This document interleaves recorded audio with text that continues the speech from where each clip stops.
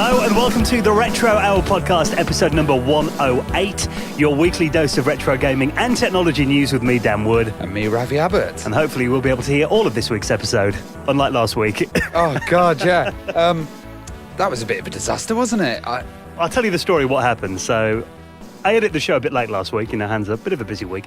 Friday afternoon, finally got it finished about 5 p.m, hit the upload button, and we put it on several platforms, but on SoundCloud, when you see the player, it gives you like a little visual waveform, doesn't it? Yeah, and SoundCloud's kind of the main place that pumps out to everything. Yeah. All the RSS feeds and stuff come off there on our website and everything. And I looked at it and I thought, maybe it's just because it's a slightly different EQ or something. So it was a live interview that we did last week that we ran on the show. And it looked all right in Adobe Audition. You know, the waveform looked fine in there. So I beat it up. Yeah, you sent me a copy. I'd listened to it. It sounded fine. So then I thought, got to about 6:30. Show's done this week, rubbed my hands, thought, right, okay, I've got to meet the missus now for a couple of drinks and a bit of food in town. I've done this 106 times before, it's fine. Yeah, I'm a pro at this now, nothing can go wrong. So then I'm on my way into town to meet the missus, we normally do on a Friday, got the pub, bit of food and stuff. Then I saw the messages start coming in. I can't hear this week's show, it's just white noise. And I'm like, what? So I got my earphones out, I had listened to my iPhone. It actually sounded all right on my iPhone, which is a really weird thing, because then other people are commenting going, I can listen fine, it's all right on my device. Some people were saying, I could hear it. Other people weren't. Yeah. I put it on, I was listening to half the show, then I was like, God. And then I got into town, my missus had her laptop and she had a phone. Worked fine on a laptop, but a phone it didn't. So I was like, what's going on here? As it turns out, long story short, it was a live interview that we did, and we used this little thing called a Tascam recorder, and it turned out that it had recorded the left and right channels out of phase. Yeah. So some equipment's more sensitive than others to that, apparently. So re-rendered the whole thing in mono, and it was absolutely fine. So we do apologise if you had a bit of trouble listening to last week's show. Yeah, and we're going to remember that trick for next time, aren't we? Well, obviously, we're off to a Play Expo today at the time the show comes out, using a different recorder for our interviews there, I'm sure. Yeah, I borrowed my dad's one. It's expensive and good. But I didn't get in until about nearly midnight last week. So I thought, right, what I'm going to have to do is I'll record the show in real time from one machine to another. This is the best bit about the whole story. This is the funniest thing that you guys don't know. Right, okay, well, picture this. I've been up since 5 o'clock on Friday morning. Very long day at work. Went out, obviously had a couple of beers in the evening. Got home and I thought, right, I'm going to solve this. What I'll do is I'll record the audio in real time from one machine to another. So like line in. Yeah, you line were in. just doing it direct. Got to do it for an hour, obviously. Make sure there's no file corruption or anything like that. So I left my PC recording it to a Mac. My missus was really tired. She went to bed. It's like midnight. So I thought... Yeah, because we decided to pull the episode, so we'll just leave Dan to do it line in overnight and do it on the Saturday. Yeah, we'll get up Saturday morning, we thought. So I thought, well, I've got an hour to kill now. Bearing in mind I've been up since 5 a.m, I thought, I'll go on virtual reality for a bit. I'll play Doom. So I went on the PSVR, put my headset on, fell asleep wearing it. How can you do that? How can you fall asleep with a VR set? It's the most uncomfortable thing.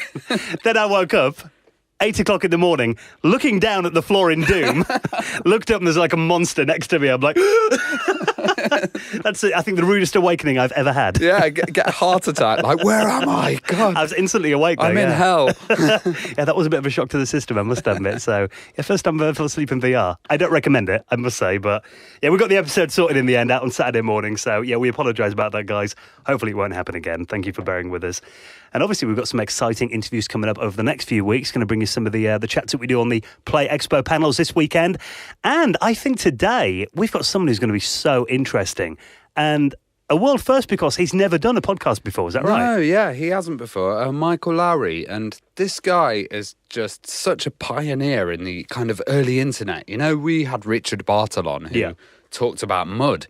Well, Michael ran his rival, which was Mist. And, he kind of did a lot of really interesting stuff online. And he also got sent to court for cyber squatting. So was he one of the first ever cyber squatters? Yeah, one of the first cases in the UK. So he, I think it was Harrods.com and BurgerKing.co.uk and stuff. He just registered all of this and said, right, buy them off me. So we're talking before these companies even thought about the internet. Yeah, the very early days. And, he also was a big advocate of IRC, which is, we talk about the internet now and we think, it's all real time with Twitter and everything. Yeah. IRC was real time back then. Yeah, so that was in 1987, I think IRC was invented. Really old, wasn't it? I'm sure he's got some tales of BBSs and obviously the university networks and all that, which is where really all these early games started, isn't it, on the uni networks? Yeah, and we've kind of covered it with Richard, but, this is, we haven't covered that bridge between the internet and BBSs and I think that's just a fascinating period for me. This is like mud turf wars then. Yeah. This is going to be interesting. So our special guest, Michael Lawrie, is going to be coming up on the Retro Hour podcast in around 20 minutes from now. Now, we did mention we've got Play this weekend. You've got another event coming up next weekend as well. Oh, yeah, I'm going to Margate. I'm not going to sing the song. Oh, come on. No, I'm awful. But yeah, I'm going to Dreamland, which is just a fantastic place. It's kind of an old 1930s Art Deco kind of fairground, and they've redone it all, and now Margate's full of hipsters apparently. And You're they're telling all, me that? It's trendy now then, is it? Because Well, I've been to it's- Margate since I was about 7. Well, if you live in London, it's one of the closest places where you can get a cheap building, compared to London prices. And Brighton's overpriced now, isn't it? Yeah, Obviously, so... And so what's happening then? What's at this event? Geek? Well, it's on Friday, Saturday and Sunday, and that's the 16th till the 18th. And there's going to be a lot of stuff going on. This is kind of a family-aimed event, so it's not your full retro gaming, but it's gaming of all kinds. So, they've got a geek lab, they're going to have a Minecraft takeover, a Jedi Fight Academy, which sounds pretty cool. There's like an indie zone, a virtual reality one, Star Trek Bridge Crew, which is a wicked game on VR if you've played that. Yeah, really good. And they have all these mad little things, like they've got Punching the Custard, which is they make this bowls of custard, and then kids come up and they have to punch them to control the games.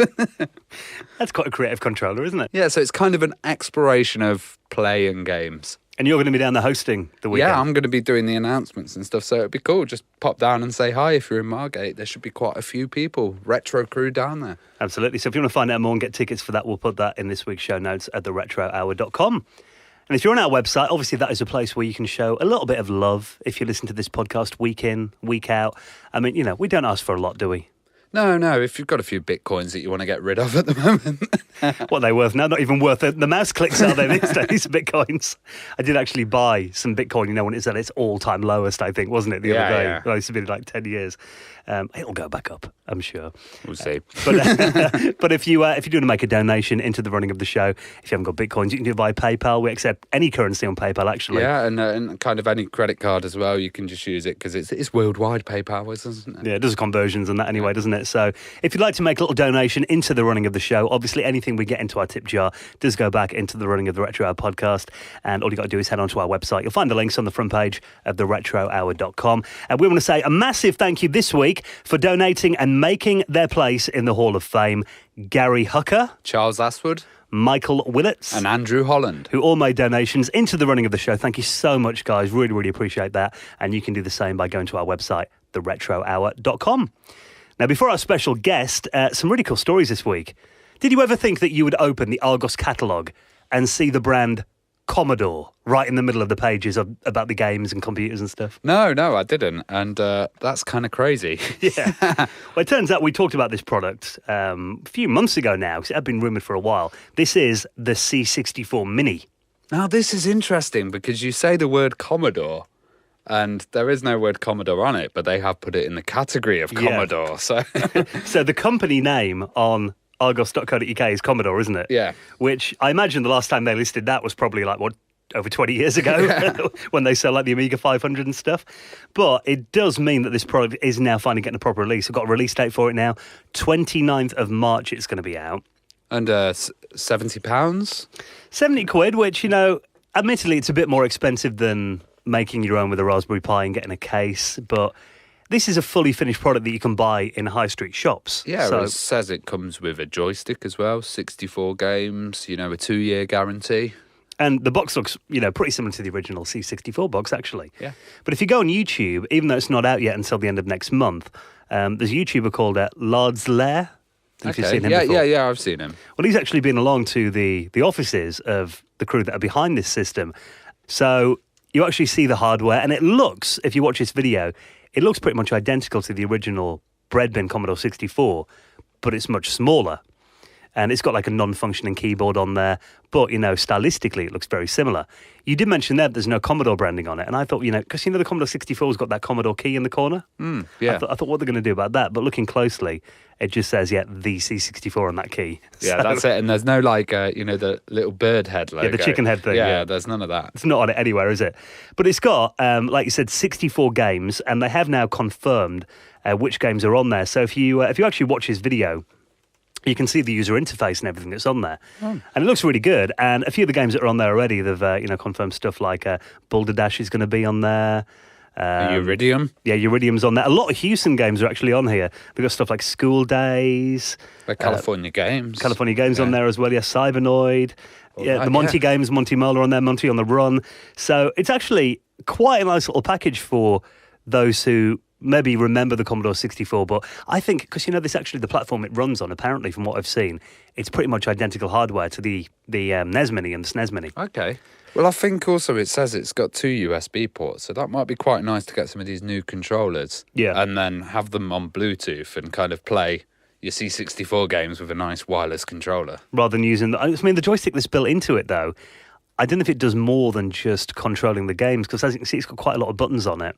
I don't know whether that kind of selects some of the games. Yeah, because they haven't got the keyboard. Maybe that's extra options. Yeah, I mean, you might be able to wire up other controllers. One button or something. But it's available for pre-order. They're selling it at Argos and Smith's Toy Shop as well. So it's actually you're going to get one, Dan? I probably will, actually, even if just to do a video on it. Yeah, I think compare it to the old one. Well, you've got a Commodore 64 as well. I mean, how are you getting on with yours? You only picked it up in October. Yeah, I've got to buy all the little additions. I actually found that Marvin had sent me a copy of Miss Pac-Man for the Commodore 64 because I thought I've got no C64 software in the house, but I've got random carts. Oh, you got carts? Yeah. Okay. So I put the cart in. I was playing Miss Pac-Man the other day. It was pretty cool. So I'm gonna get one of those little SD card adapters and start running more mad things on it. You want to get some Rob Hubbard blasting out? Oh yeah, I want to get some demos on there and give that Sid chip a workout. But I think again, it's like the audience that would buy the NES and the SNES Mini, isn't it? It's those that are not really into the whole hacking and homebrew scene. It's more for the guys that will walk past Argos and maybe spot it in the window or something. That's it. It's for me. I know to go online and buy an SD adapter and then follow this guide and all of that. But it could be very confusing for someone who just has that little nostalgia hit. Yeah, and this could be a good purchase. Well, even I've been seeing, the that kind of Spectrum Bluetooth keyboard thing that was released. They sell that in like Game and stuff now. So. I don't think it's going to compete with the NES Mini or anything on that level at all. But the press will obviously build it up to that level. Oh, the C64 is back. Well, but I think it'll do well. Yeah, and it loads of games instantly. I'm going to wait like 20 minutes for the data set to load, which is. We'll see what the quality's like. Yeah. Well, it looks all right from this video I've seen, but again, I mean, for me, it's HDMI out, and I like to play them on a CRT. Yeah. I wonder if they'll have scanline emulation or something like that. Yeah, that does help a little bit. But I mean, we were having this discussion the other day because, I mean, really good time now to give a massive shout to Chris Hull, who is one of our listeners, really generously sent us a nice big box of tricks. Oh, that God. we've got on the table here. Loads of stuff in here. There's one of those old school stylophones, That's your weekend sorted, isn't it? You're not going to take that to Blackpool, are you? No. Oh, yeah, I might do a little performance outside in the cold. And you've got Lemmings and Mortal Kombat vinyl, but he also sent me, which are really cool, but he sent me a Sega Game Gear as well. And you mentioned about these mods that you can get to put like new LCD screens in. And I looked at them and they look cool and everything, but then they kind of remind me a bit of playing like, an Amiga or a Commodore 64 on an LCD, and it looked a bit too sharp and a bit pixelated. Yeah, especially when the colours are that bright. And it's kind of like CRT makes a big mush that everything goes into, and that's just too defined. I've had this argument so many times because I did a video on YouTube probably about 4 years ago now, and it was called, "Is CRT better for retro gaming?" And you get so many people in there arguing till they're blue in the face that, ridiculous, you don't need it. I bet the comments are still going on in your video. Oh, I get about 10 a week on it still, yeah. But, I mean, there is a massive debate. That's been going on in the retro community for years. But, to me, the display is such an important aspect of retro gaming because really that's the thing you spent 99% of your time looking at. Well, I think it's certain games and certain demos and stuff were made for CRT. All of them back then. Well, all of them, yeah. But certain stuff really stands out. So we played Cannon Fodder, and you mentioned back in the days, oh my God, it didn't look like this. Yeah. And then you tried it on the CRT, and you really got that nostalgic feeling. Like some of the Copper demos Copper Master and stuff like that.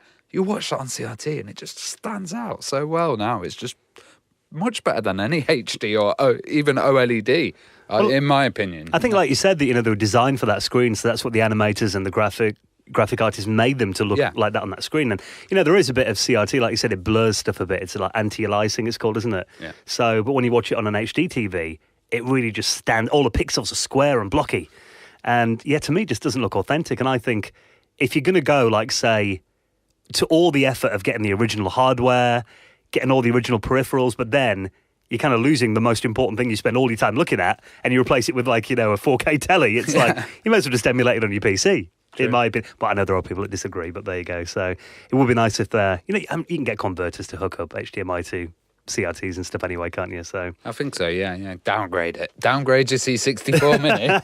But like you said, the people that are buying that are not into that frame of mind, are they? No. They couldn't play it. Pop it in the telly and have a go on Iridium. Now, this is something really cool, that we still have printed Amiga magazines. Oh, yes. In 2018. And there was quite a landmark anniversary recently. Amiga Future magazine has just celebrated its 20th anniversary. I can't believe it's 20 years, honestly, because I remember when this magazine came out, and to be honest, this was a point when the Amiga didn't have much of a future. 98, So I used to say to my friends and say, Amiga Future, and they'd laugh. They'd go, where is the future? But now, actually, we're in a much better state, and this magazine survived through the whole time, and it's in print. A full colour magazine with CD. They're doing a German version and an English version. It's every other month it's released, isn't it? Every 2 months. Yeah. And I was actually featured in there not long ago. They did like an article about YouTubers. And, I haven't actually read that issue. I didn't need to get hold of it.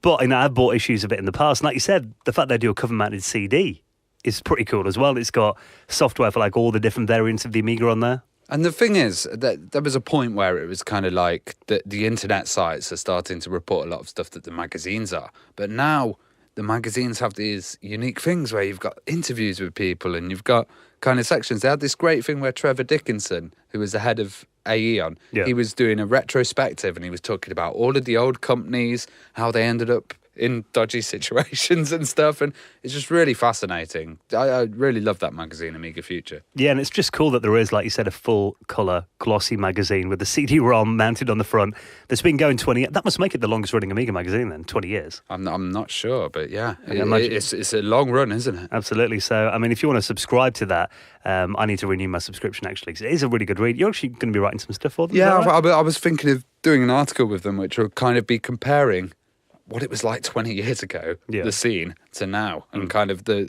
amazing opportunities we have now and all the hardware that's out compared to those dismal days when it started.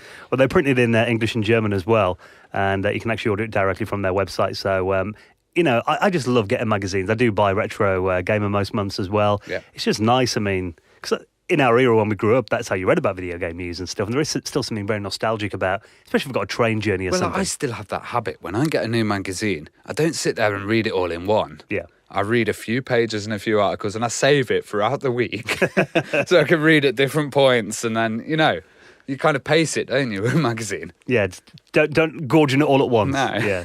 Don't overdose on retro goodness. So, if you want to support that magazine, I think it's incredible they've been going for so long. Definitely worth a look. We'll put that in this week's show notes at theretrohour.com. Now, here's a headline I never thought I'd read. Pong has been turned into a TV game show. What? Is this going to be like Hole in the Wall or something? Are they going to just have two guys dashing something at each other? Well, this is Atari, or, the company that own the Atari brand name now.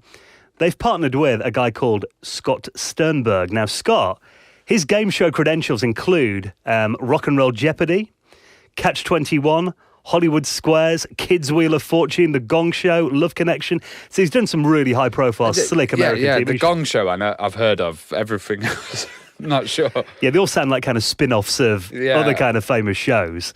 But apparently this guy's got some quite big credentials if you're into the, gaming television show scene in America. But now, they haven't got a network attached to this yet, but he's going to be making, in cooperation with Atari, a television show called $1 Million Pong. $1 Million Pong?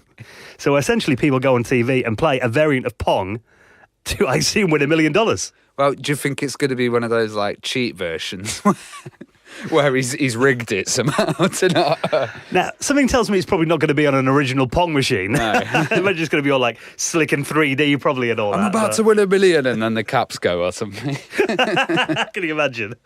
But yeah, apparently the CEO of Atari now says they've got a big brand and a massive portfolio of games that are known to people around the world, so it's a natural fit to bring them to television. So maybe like Asteroids next and Missile Command. £1 million Pac-Man, that'll be the next one. I'd be quite good at that. I think I'm quite good at Pac-Man. So interesting that, it does kind of feel like it's a weird format to shoehorn into a TV show, but I think I'd watch that just out of kind of morbid curiosity. I've seen worse. Yeah. Are you still playing your Wii U much recently? I haven't actually. It's been packed away at the moment because I'm having my Amiga 600 on the television. So. Well, there are still some games coming out on the Wii U. Really? Did you know about this? Really? Konami is, I think, probably the last remaining publisher, but they're still releasing TurboGrafx 16 games on the Wii U, on the Virtual Console. I thought that the last release was Zelda, wasn't it? Or is that the last Nintendo That was release? The last Nintendo release. Now, everyone was saying last year that, probably the Wii U is going to be handed over to, like, indie developers and stuff. But they've actually still, in 2018... got a list of games that they're going to be releasing on the Virtual Console over the next few months. That's cool, because I always noticed on their Virtual Console they've got some really old school stuff. And I was surprised to see it there, to be honest. And the fact that TurboGrafx 16 games, this side of the pond, I don't know about you, but I never really saw TurboGrafx 16 when I was a kid. Yeah, you hear a lot of it from the Americans and TurboGrafx CD as well. And the Japanese market is big in as well. But they're actually going to be bringing 2 games out on the Wii U Virtual Console. One called Battle Chopper, which is a shoot-'em-up game, and Necromancer, which is a horror role-playing game. But apparently it's only in Japanese, that one. Okay. They haven't done the translation. So if you've never played these games before, it's kind of a bit bizarre they're still releasing it on a dead platform, but I assume they probably had the conversions already done, and it doesn't really cost them anything just to put them out on there, does it? Well, there might be still a market, because there's a few people still with Wii U's. They might be eager to get whatever comes out. So, if it's cheap and small, you could probably sell a decent volume. That's it. Just because the console's been discontinued, we know better than anyone doing a show like this. It doesn't mean the market completely vanishes and all the systems just go, does it? Look at the Dreamcasts. Exactly, yeah. So that's pretty cool, I think. So if you want to find out more about downloading those, and hopefully they'll, continue their release schedule, because we still haven't got the Virtual Console on the Switch yet. So God, I need to dust my Wii U off now and then get it plugged in again. Well, some of these games look awesome. I've kind of seen the TurboGrafx, shows and stuff in more recent years, but it's not really a system that I'm familiar with the library of. So I've got a Wii U that's doing nothing. Might give a couple of these a download, I think. Yeah. Right then, guys. Well, thank you for checking out episode number 108 of the Retro Hour podcast. Don't forget, this weekend we're going to be at Play Expo in Blackpool, hosting the talk stage. So if you're going to be along on a Saturday or Sunday, I'll be performing with my stylophone on the beach. It's going to be cold in Blackpool on the beach. We'll be staying away from the beach this weekend. We're going to be in the hotel having whiskey. Yeah, I was going to say, I said that to you before, didn't I? I said I might have a break from beer and stuff, like, hot chocolate or something. Ravi said whiskey, and that warms your cockles, doesn't it? So I think you've got a good plan there. And then next weekend, Ravi's going to be at Geek Margate. So if you want to find out more about any of these events, we'll put all the information in our show notes at theretrohour.com. Right, well, thank you for checking out episode number 108. We'll see you again next Friday. And now, this week's very special guest, Michael Lawrie. See you next week. Ciao.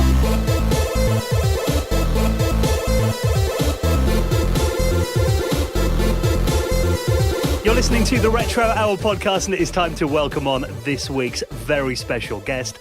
Welcome to the show, Michael Lawrie. Hi there. Thank you for coming on. Yeah, that's great. After a bit of microphone trouble, I got here eventually. Yeah, I think resting in a wine bottle, isn't it? Yeah, it's quite an ingenious solution. It's a Nova Scotian cider bottle, apparently, but yeah, we got there. Because you're from the UK, but you live over in Nova Scotia now. Yeah, moved 7 or 8, maybe nearly 10 years ago now. God, it's getting a long time. Well, let's go back to those kind of early days, when you first started experiencing computers and gaming. So now you've got a very interesting history. We're probably going back a few years, but do you remember when you first saw a computer or used one? Well, I grew up in Blackpool and Douglas on the Isle of Man, so I was surrounded by the old arcade machines. Even in the late 70s, early 80s, some of those were pretty good stuff. I was absolutely awful at them. I couldn't play them. Still to this day, I've never cleared a screen in Space Invaders. Pac-Man, I last about 40 seconds and that's it. I die. they started to get quite advanced towards the end, but my first introduction to computers, I was stuck in a snowstorm, I think, somewhere in England, and a relative of mine had a ZX80, so I started playing with that. And I kind of liked it. I wasn't hooked like most people were. I was an electronics person at the time, so I was kind of more interested in how they worked. It wasn't Tron, it wasn't Gyrus, it wasn't an Intellivision. It didn't look particularly interesting, but I could do things with it. I could make it do things I wanted, so that was kind of interesting to me. Moved on, like most people, from the ZX80 to the ZX81. Made money fixing those for other people because they were kind of crap. Won a Spectrum. Actually, I didn't win it. I wrote an article and got it. Wrote my first adventure game on the ZX81, which was absolutely awful and didn't last very long. I actually sold that to a few people. What was that game? I'm trying to remember. I can't remember the name of it. It was House of Fun or something. It was absolutely awful. I'm being fair here to it. It was probably worse than absolutely awful. Only I could solve the puzzles because they were really bad. I was not very good at game writing in these days. And it was, I think semi-pornographic is quite a polite way of saying it. But that sold games. So I sold a bunch of those on cassette tapes to a few of my people in school and made a bit of money out of that. So yeah, I suppose my first foray into gaming was selling pornographic games. Great. Doesn't sound so good now, does it? Well, I heard also that due to being kind of naughty at school, you got locked in a room with computers. Yeah, I was a little toe rag at school, and I had a rather public argument with my games instructor at school. So I was thrown out of games for the final 3 years of my schooling life. The maths teacher decided, we'll give him the 380Z, which was, as in those days, sitting on a trolley, and it was the school's computer. So he stuck me in a cupboard, basically, or a corridor. It was a corridor, I think, with this 380Z, and the only thing I could find on it that was of any interest was Colossal Cave. So obviously I played Colossal Cave for 3 years, which... You get really good at Colossal Cave after 3 years. And it beats writing lines on the blackboard, I suppose. Well, yeah, I suppose. I did discover some other things, but the only thing I'd actually remember about that was Colossal Cave. I think I did some programming, but I don't know, the 380Z wasn't the best machine in the world for that sort of thing. It was meant to be. Well, were you into fantasy books or adventures when you were a kid as well? I wasn't really. I'm a very bad example of an adventure writer, but I played some of the micro ones. I did like the micro ones. There were some fascinating things. I like the technology more than the games, I think, because, when Ant Attack came out, I don't know if you know Spectrum Ant Attack. Yeah. Fascinating game. Brilliant graphics, but god-awful gameplay on it. But I didn't mind the gameplay being awful. I just liked playing them to see what they did. Valhalla was good as well, because it was a sort of multi-user game without other users. And it had non-player characters, same as The Hobbit kind of did on the Spectrum again. Well, when was the first time you kind of discovered a network or a kind of a way to connect to other computers? I suppose that changes everything, doesn't it? I acquired a teletype terminal, one of those typewriters with the paper tape machines at the side of it. And that was hooked up to a acoustic coupler running at, I think it was 110 baud, and managed to work out how to dial into things with that. It was so noisy. You had to wear headphones basically not to get deafened. But it had a fascinating aside that the punch tape writer and reader, you could set up all your passwords and login stuff, and you could just feed it back and sit back and it would log you into everything. But I played with bulletin boards first off for a while on that. They were kind of interesting. You learned a little bit. And then I learned about Mud, which was running at Essex. And I actually think I'd already got my Spectrum modem by then. So I think I was not on the teletype for Mud. I dialed into Essex, learned how to do that. Played Mud, got killed, played it again, got killed, hated it. I really hated Essex Mud. It was not really made for normal people to use. It was university students in a clique. So I played that, didn't like it, left, went back to bulletin boards. And about 2 years later, I'd nicked my school's Prestel Micronet account. I decided to play Shades, which was a game written by Neil Newell. I now know him, but I didn't then. He'd written that when Mud was offline one Christmas, and it was on Micronet on BT. And again, it was not a good game, but it was interesting to talk to people, and it didn't have the clique that Mud had. It was all fairly new people who'd come in from BT, so the consumer base rather than academics. Well, I was going to say, actually, that must have been quite magical exploring these kind of early networks, and just the fact that you had someone else talking to you on your computer screen must have been a bit kind of mind-blowing. Yeah, well, BT's Micronet wasn't really set up for anything other than looking up data, so the fact that Shades was on there was actually quite a big jump for them. A few years later, I worked with the people who did it all, so the history of that's actually quite fascinating, but not to cover here. But yeah, I mean, Shades was a big jump for BT, because people think of BT as this kind of boring monolith, but I mean, it's made up of a lot of people who did a lot of research and had quite a lot of their own interests, so they were able to push stuff they wanted. And Shades was, as I say, it wasn't the best game, but it was certainly the first online interactive Mud I'd played that I liked. Then I became an academic. I went to Leeds University in 1986. Since I was on the same network, I decided to have another look at Mud, because it seemed like it might be interesting. So I went on to Essex. I decided to have a play. Same thing happened. I got killed. Nobody would talk to me. Again, the cliques. It was really hard to get in, but I persevered this time because it was free and I had a lot of time, and looked around on the Deck System 10 that it was running on and discovered there were some other games on there as well. There was Rock, which was based on Fraggle Rock, which wasn't finished, but I think that was my favourite game at Essex for the first year.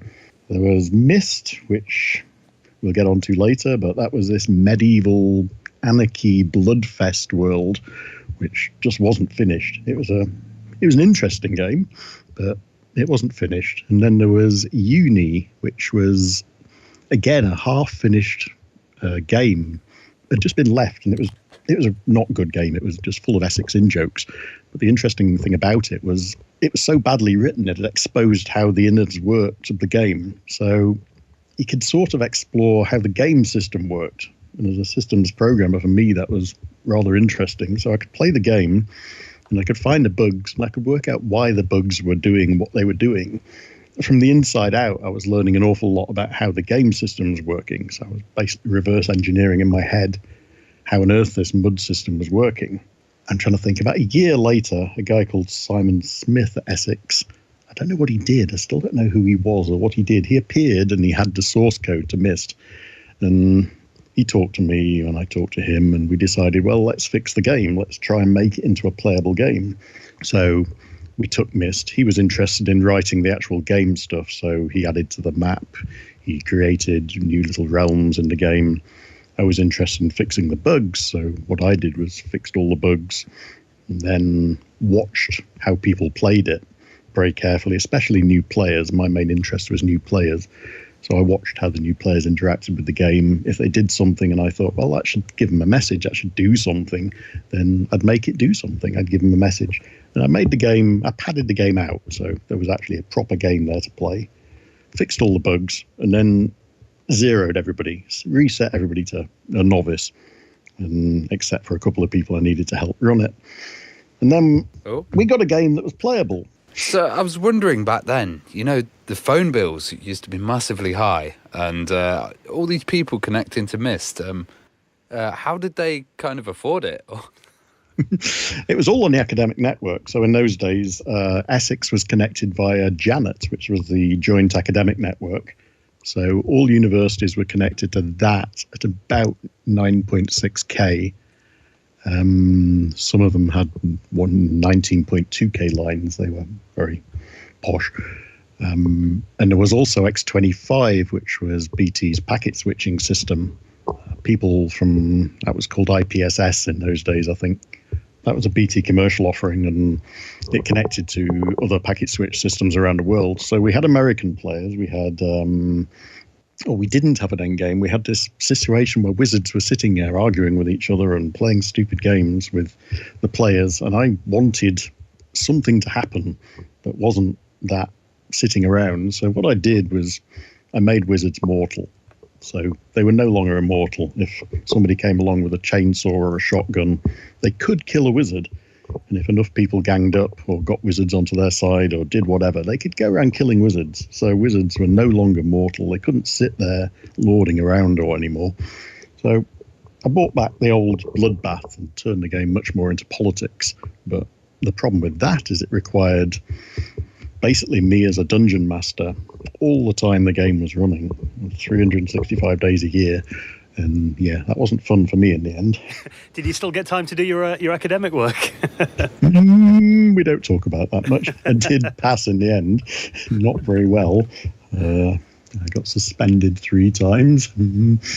They wouldn't let me get my final degree unless I redid all my second year coursework. I think I went to about 5 lectures in my second year, surviving on an hour's sleep a night at that point. Yeah, academically not very good at that point. Well, let's talk a bit about Internet Relay Chat, IRC, which obviously came along in the late 80s. And when did you first find out about it and start using IRC? At the time I was running everything on Janus at the time, but a lot of it was Alan Cox had, now one of the famous Linux people, had gone into commercial from academia. So I inherited Abamud 2, which we were running on 3 or 4 different sites. So I spent 2 years, I think, running Abamud 2, editing, recreating the game world, doing all that. And again, this is where Vijay comes in. He basically talked me into sending him a copy of Abamud, which on reflection might have been a bad idea, but we shipped it to Virginia, and he ran the first ever outside the UK Abamud. And we also came up with a distribution agreement. I think Alan was involved with that we could now ship Abamud to the US and people could have licenses to run it. On Vijay's site, he had just got the first ever IRC server outside Finland. So he set that up. He said, come along, have a look at this. So he made me an IRC operator on his server. And I looked at it, and it was very different in those days from what it is now. It was much more like an online CB. The channels were numbers. Most people on it were Finnish. You could talk into speaking English sometimes, but not too often. It wasn't very interesting. I quit it for the next 2 years and went back to MUDs and some of the other talkers and things online. So it wasn't this kind of massive revolution where real-time chat suddenly came and... No, because when you compare IRC with its British competition, which was bigger at that point, it was a thing called Cheese Plants House, which was running at Warwick University, which had a stupid name, but it was pretty good because it was it was halfway between IRC and a MUD. It had no worlds, no quests, nothing like that. But it had an interesting chat system. It had not emojis, it had text emojis. You could actually action things. So you could say, Laurie sits here crying about the world. You could shout to more than one room. You could go into private rooms and chat with people. It was, as I say, halfway between a MUD and a talker. And IRC was nothing like that. IRC was so far behind Cheese Plant's House in terms of being interesting to use. Yeah. IRC wasn't much fun to the Brits, who had much better things to play with at the time. Well, I remember, obviously as we went on, I kind of really got into online probably, a bit later in the mid-90s, really, but I remember spending, going on IRC and staying up to like 5, 6 in the morning just chatting to people all around the world. And, do you kind of have any memories or, people that you met back then that were kind of good memories of IRC or Cheese Plant's House or any characters you met on there? IRC, I really got back into in about 91 when we'd closed Essex down. So I wanted something to do. So I started looking at IRC again. This was just before Demon came along. So I think we're talking 91, 92 here. We'd set up a few academic servers. Warwick University had quite a good server. I had a good server running in Edinburgh. And there was one at ICL in London. So we had a loose-knit... we had one at Loughborough as well. Yeah, we had 4 servers in the UK. Then Demon came along, which changed the world. It suddenly turned the internet that we had at the time into a non-academic internet for the first time. So people who were coming along to IRC, to the ABBA-MUDs that were running, they weren't academics, and we didn't know how to deal with this. It kind of was shocking to us because we ran the world in a very, I'd say, old boys network, but that makes it sound too posh. It was very informal. If we wanted something doing at another ISP, we'd phone them up and we'd say, look, mate, do this for me, will you? And they'd do it. But Demon didn't do that. Demon didn't cooperate. We didn't even know who they were. We didn't know somebody who'd been to university with them. I'm very good friends with a lot of the old Demon people now, but yeah, it was kind of a nightmare that they didn't cooperate, and they broke things like the name registration system. So name lookups didn't work on the academic networks for about a year and a half.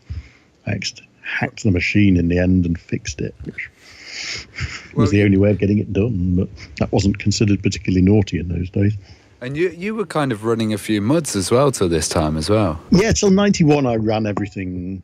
I know it sounds silly now, but I ran everything on the British Academic Network. What I'd basically done is I don't know how I did this. I look back and I can't work out how on earth I did it. I'd conned all these universities into running these things on their sites in exchange for looking after them and keeping them safe under one big banner of, okay, we run Essex, we run ABBA-MUD, we run Loughborough, we run Lampeter, we run Stirling. They had some MUDs on there. Southampton had a big ABBA-MUD. And I ran them all. And what I could say was, well, if we get any trouble, we'll keep them off all of them. So it kind of worked. And as I say, I don't know how it worked. I look back and I have no idea how I conned these people into doing it. Well, I was going to ask, did they see the value in having this software running on their servers and systems? Yeah, I mean, I look at Lampeter. Lampeter's a good example. St David's University College in Wales, tiny little college. It does archaeologists and theologians. I think that's it. They wanted to get people to use computers because archaeologists and theologians weren't really people who use computers. So they approached me and said, can you put a MUD on this machine? Which sounded a bit strange, but yeah, fine. Another university wants a MUD, we'll do it. So we set up a VAX MUD, which is a long forgotten system. We put it on there and they loved it. Their students played it all the time. And it was people who had never have used computers before. And they were just playing this MUD. They were learning to type. They were learning to access it. They were spending more time on the computer. And that was great. Well, you mentioned Demon coming along, and obviously around that era, kind of the early 90s, there was a massive change in regards to being online. Do you remember the first time you saw the World Wide Web, and what did you initially think of it? I was running a system called HiCom in Loughborough University, which was funded by all sorts of big people. BT, Digital Equipment, British Psychological Society, British Computer Society. So we had this machine sitting there that I ended up systems managing. Can't remember how. I was just good at it and nobody else wanted to do it. So I basically volunteered to do it. And we had this, it was researching into human-computer interaction. So at the time we were cutting edge of user interface stuff.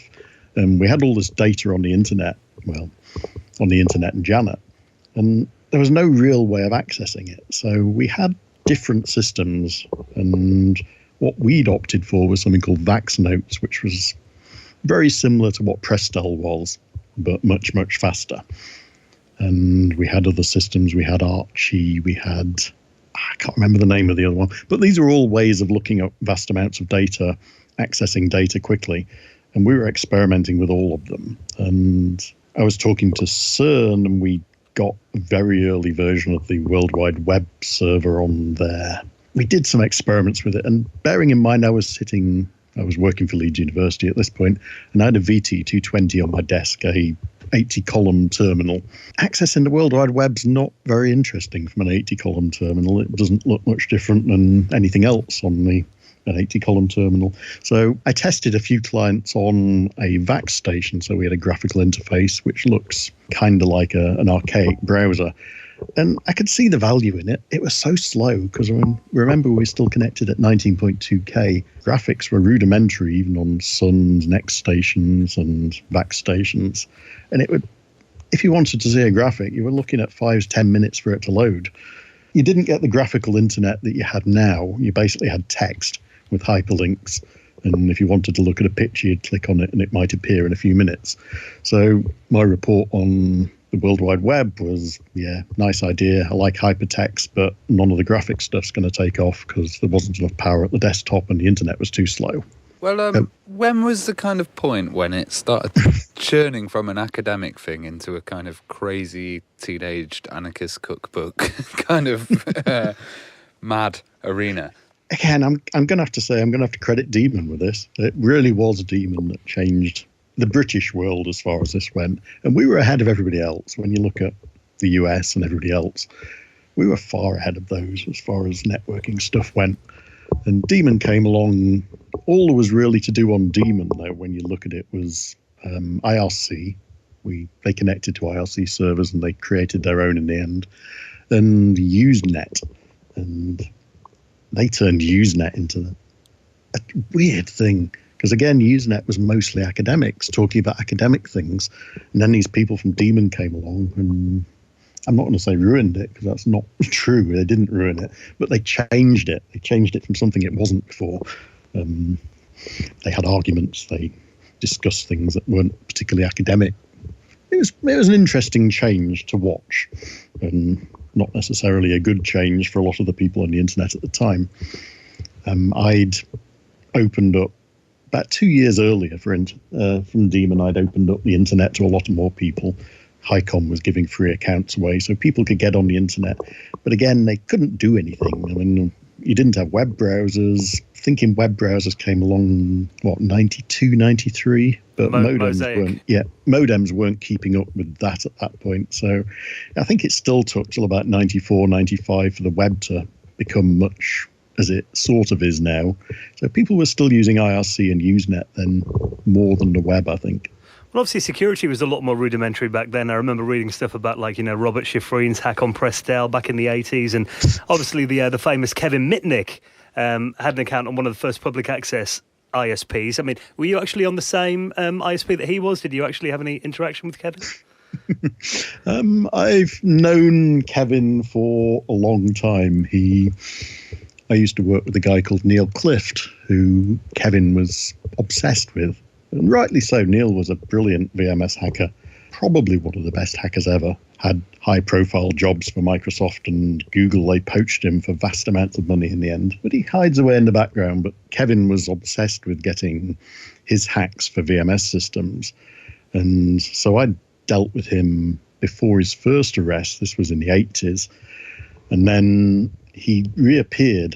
I think he was on a run at this point. I think he'd skipped all his bails and everything, and he was on the run because the US Marshals Service was after him. So he must have been convicted. And he was using HiCom, which was, again, my machine, because it was a public access VMS machine. Now, I had chatted to him, and I gave him a legal account at one point on the condition that he didn't do anything bad. That lasted a day. So he was not too happy with me for removing him from that. I wanted him to go legal, but no. I was working with DEC at the time anyway. I made it fairly clear to him that I was after him. I was going to try and catch him. But we had this kind of standoff.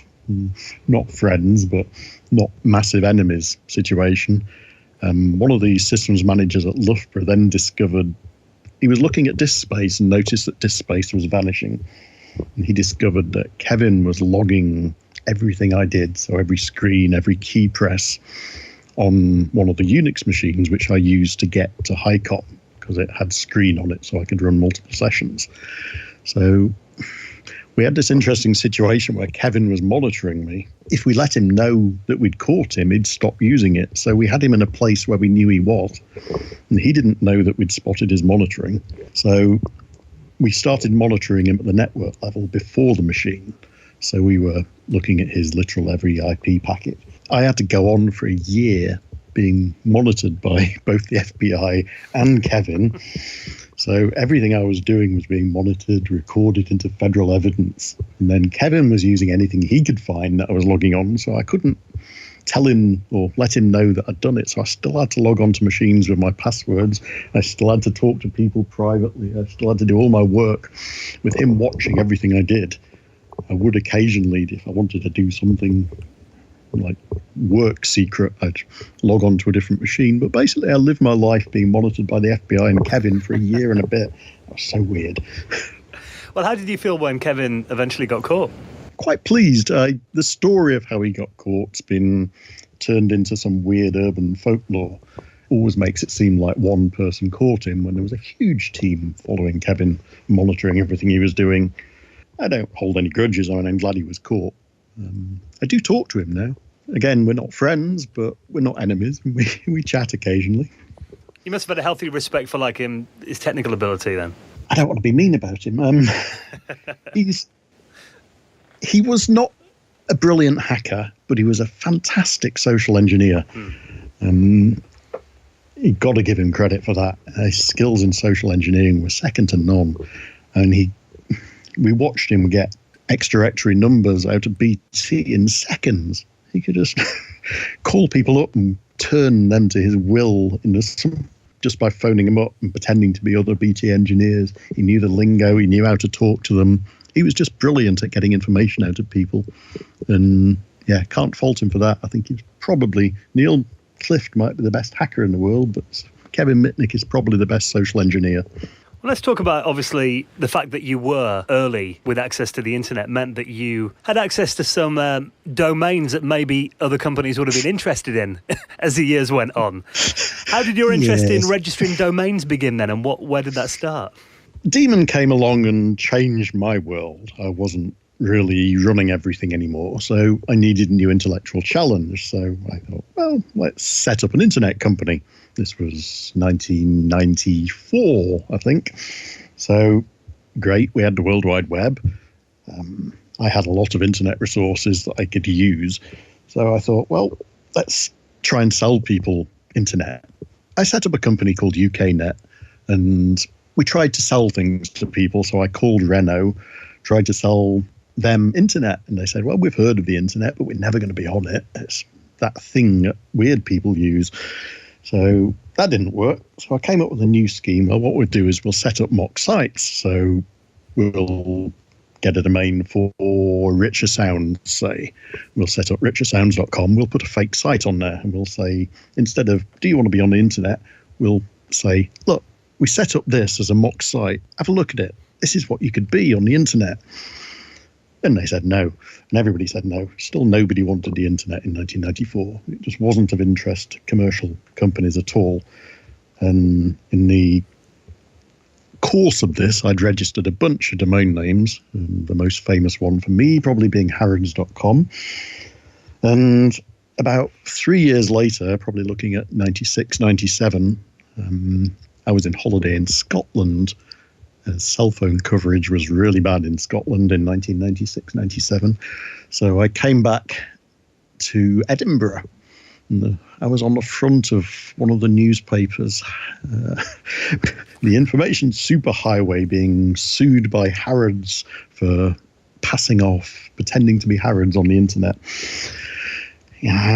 So yes, Harrods had apparently decided to sue me for an awful lot of money for passing off as Harrods on the internet. That was interesting because I owned harrods.com because domain names didn't expire in those days. So once you'd registered a domain name, it was yours forever. I was the registry name attached to harrods.com. So I was the person they sued. That didn't go well. Don't fight court cases with angry billionaires. Well, you had Burger King as well, didn't you? BurgerKing.com? I honestly can't remember. The other big one that I got into a court case with was bar.com, but BAA sued me for bar.com. Now, we had a sheep site on it, and it was making fun of people's woolly jumpers on the internet, which was a great site. I loved that site. But BAA decided to sue us for that because they decided they owned a worldwide trademark for bar. And I should have won that case, but all sorts of weird things happened politically and financially with that, and I had to back out in the end. It made it untenable for me to win. I'm trying to work out what others I had. We got I got a lot stolen. It was anarchy as far as name registration went then. I don't know if you know anything about the sex.com case. He had it stolen from him in the early 90s and actually decided to sue. He got the domain back, but the amount of money, he must have spent a few million getting that domain back, which was insane at the time. I guess you said it'd never been done before, had it? So I guess lawyers probably didn't know how to handle it. It was something brand new. No, I mean, Harrods set case law. I was the first individual ever to be sued for having a domain name. So, I mean, that set a bad case law because I lost. These days, if Harrods had been tried, there's no way they would have won, I don't think. I think trademark law has completely changed in that sense because I wasn't passing off as them. I'm not going to test it. I'm not going to fight any more angry billionaires. I did have a lot of quite good generic domain names in those days, but they all got stolen. And I'm looking now, things like Iceland.com, that got stolen because people could bribe people in the internet registries or send faxes pretending to be somebody else and just get them changed over. And there was no record of the changes. So you couldn't say, but I owned it a few days ago. I don't own it anymore. Where is it? And they just say, I don't know. Somebody else owns it now. Well, later on you got into the world of cybersecurity as well, and you were working for BT for a while, weren't you? I mean, that was basically my first job when I left university because I had an awful lot of contacts in the academic world. Then people would ask me to do things, and I ended up basically as a private detective and probably the world's first hacker catcher. In fact, I think definitely the world's first hacker catcher. So I was basically chasing hackers for hire, which was an interesting job at the time. Most of the ones I caught never went to court. I had clandestine meetings with people in dark suits who said, stop chasing this person. You don't want to know who they are. So the world was a bit strange as far as hackers went. But then I moved into more formal security. I worked for Digital for a while. That's how I got onto the Mitnick case because I knew him. He was on our systems. So it was a natural fit that I got involved with that. I did some work for a few other companies. I did work for a lot of banks in security, doing security audits, security reviews and recommendations. And then in 1995, I went to work for British Telecom's new internet offering, which was BTnet. And that was their commercial offering about a year before BT Internet started. BT Internet sat on the back of BTnet. I broke ways with BTnet. We became a big organisation, a big political organisation. I didn't like the people who were running it. You, in your kind of potted history, you mentioned that you kind of shocked the BT guys at one point. I got fired from BT at the end. It was weird, and nobody knows why. Still to this day, I've never heard why I was fired. But basically, I quit my job as commercial security, and I wanted to leave, and they begged me to stay on for 3 months to manage a high-profile client. So they gave me a big pay rise. They gave me the office that I really liked in London. And they say, right, great, come here, manage this for them for 3 months. And then 3 hours after getting there, everybody left. And it was weird. And I got a phone call saying, hang around, will you? And then my manager at the time, my new manager, came along and said, well, we've been told we have to fire you. So I was escorted out the building in that very BT way. And I was fired, and it was fascinating. I didn't know why. So I had spent the last few years working with what used to be the BT police. I can't remember what they're called now, but BT used to have its own police force, same as British Transport System. And there was a hangover of that within BT, so that was the BT Police Division. So I went to dinner with them up in Milton Keynes next week because they were fascinated by why on earth I'd been fired. They wanted to know what I'd done because, I mean, I was their chief commercial security person. You don't just fire your chief commercial security person. So they were interested in what had happened. And they said, well, let's do an experiment. Let's see what you can still get into. Let's see what your passcard access is. So, yeah, for a few days I was going to big commercial buildings in London and some of the high secure data centres using my passcard to see if I could get in. Lo and behold, it worked. They did the equivalent of taking a selfie sitting next to the bank's clearing system. My leased line into my house from BT's internal network. Carried on working for 2 years after I was fired. That was quite good. I didn't mention it to anyone because I wanted to keep it. That was a 64K leased line. That was the ultimate in high power at the time.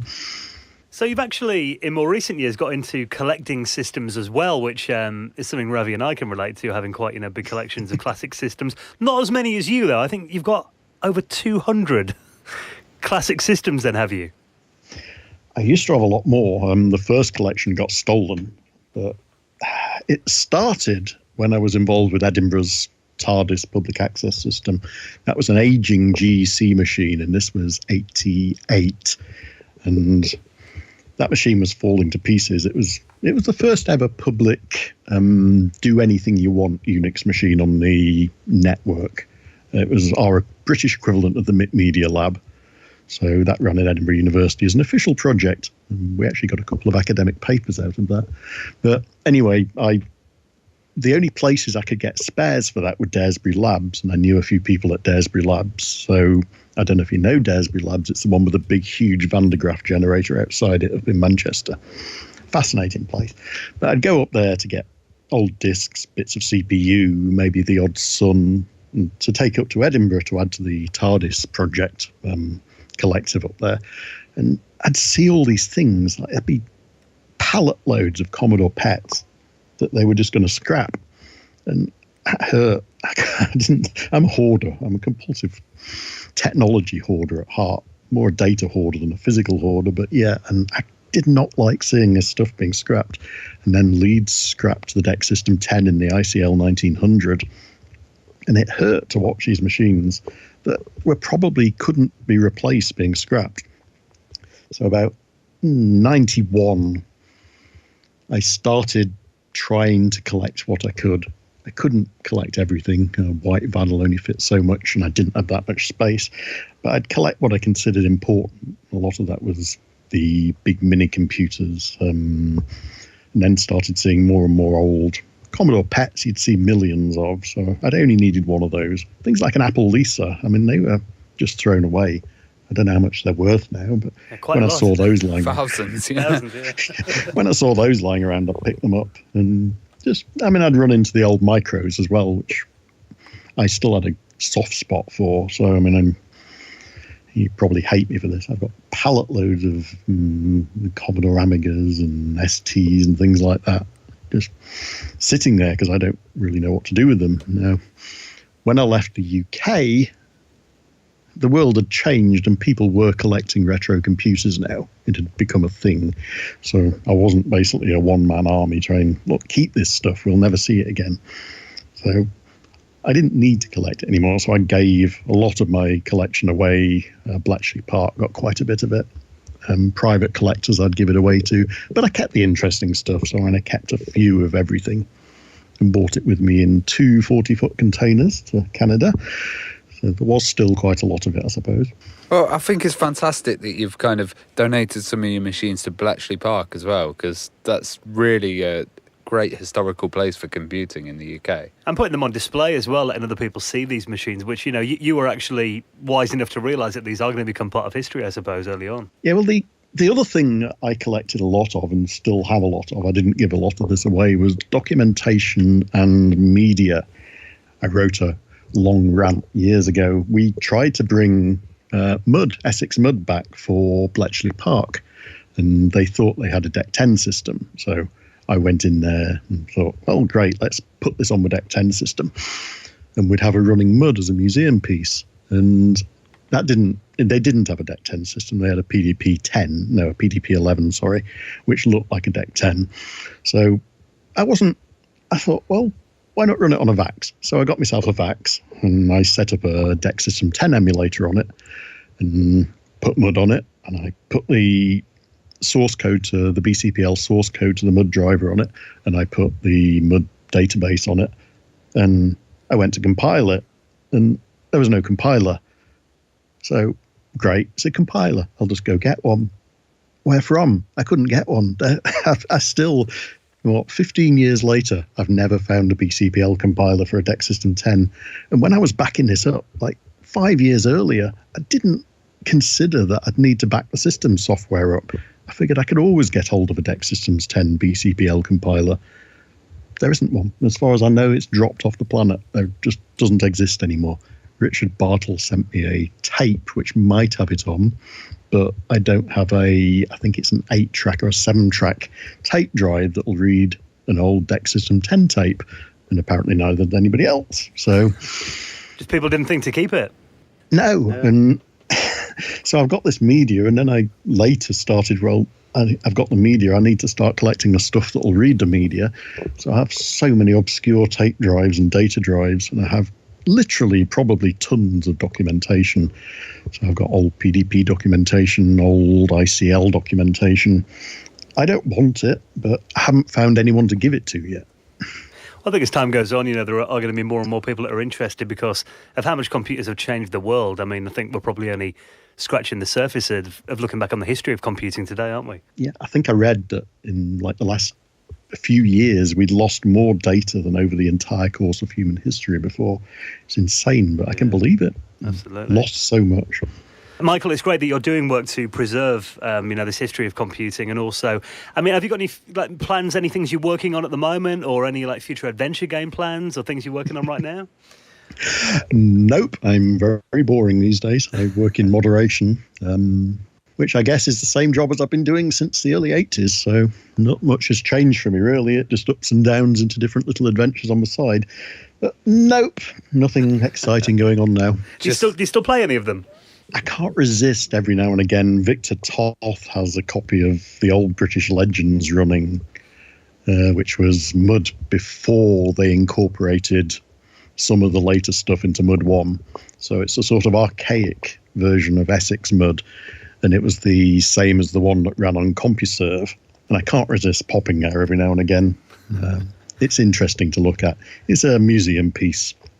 I'm usually the only person on there, but I like it. It feels weird to be on there again. I still use IRC occasionally. I think I'm the longest serving IRC operator ever now. I've been an operator since 1989-ish. I still go on there. I still look at the world, but it's changed. But if people want to challenge Michael Laurie to a Mud adventure game, that's where they find you then today. Yeah, British Legends is well worth a look, actually. I mean, if you want to look what Mud was like, just look up British Legends on the internet, and you'd have to telnet to it. I don't think there's a web interface, but find yourself a telnet client and you can go try it. Fantastic. Well, Michael, it's been amazing talking to you, and what an interesting story. Thank you so much for sharing that with us this week. No, thank you. I'll talk to you later.